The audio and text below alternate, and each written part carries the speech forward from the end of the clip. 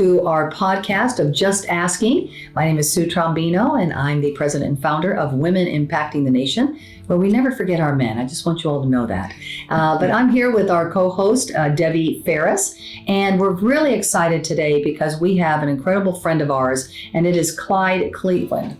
And we are going to be talking today about the finances, the banking system, and I know everybody is very concerned about that and worried, and whether it's good, bad, or indifferent with all these banks, closing and crashing and all that kind of stuff. But Clyde is going to be here to really educate us and equip us to what, and really just tell us what we should be doing and how we should be thinking, and just really getting us educated. So we're really excited, Clyde, to have you here, and just thank you for being here today. And we'd love for our audience to get to know you a little bit better. Sure. And of course, we ask a lot of questions here. We kind of stir the pot. And but I met you through Debbie.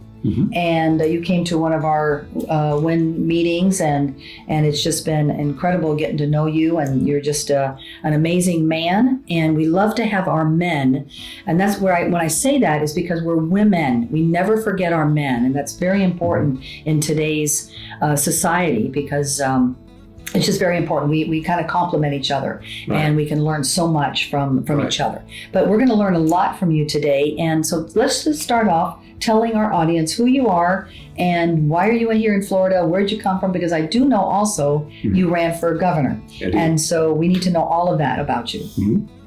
So, well, thank you. So, first of all, I'm so happy to be here and honored to be here.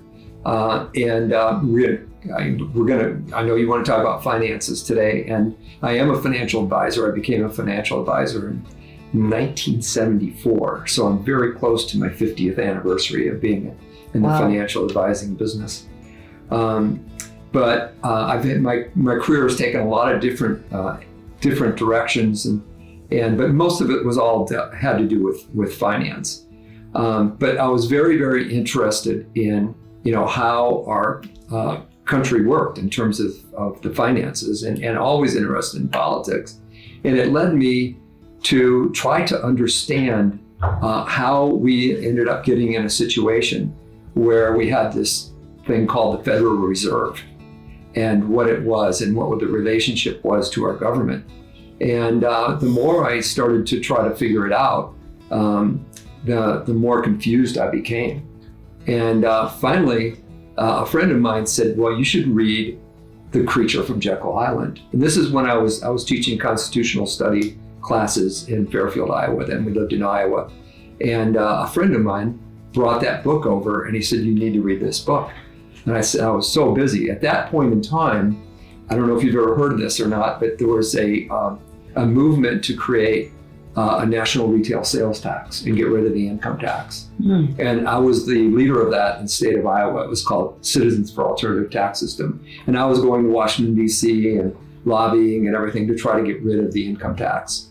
And I talked around the country about the history of taxes. And that was my little talk that I did, and I was getting paid to do that. That was kind of supporting us. And so anyway, I learned about the taxation and the income tax through that venue and studying that. But I still didn't quite have the answers on the Federal Reserve. But this friend of mine in a constitutional study course said, you've got to read this book. And Creature from Jekyll Island, what's that about? I had no idea. And so I finally decided to read the book on this trip I was taking to Grenada to do some speaking. The island of Grenada had invited these financial guys that invited me to come there and speak on my history of taxes. So I took Creature from Jekyll Island with me, the big, thick book. And I started reading it, and I almost missed my plane in Puerto Rico because I couldn't take my eyes off this book. And then you were from Puerto Rico then to Grenada.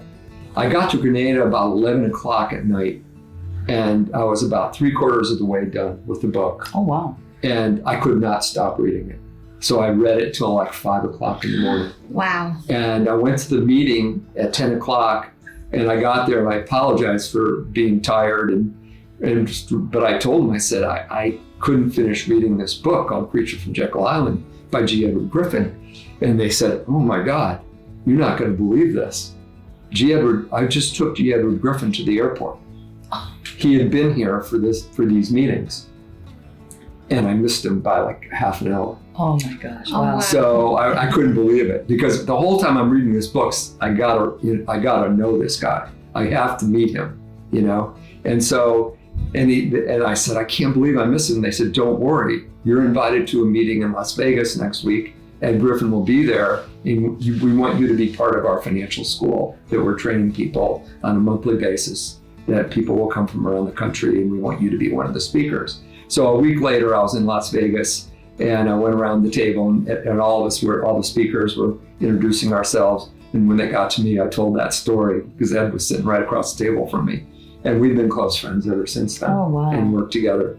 But his amazing book, his amazing knowledge. And since I got to do that school with him every month, we would talk in the morning, and then we were at a panel in the afternoon. So we had the whole day to talk. So he basically was my tutor.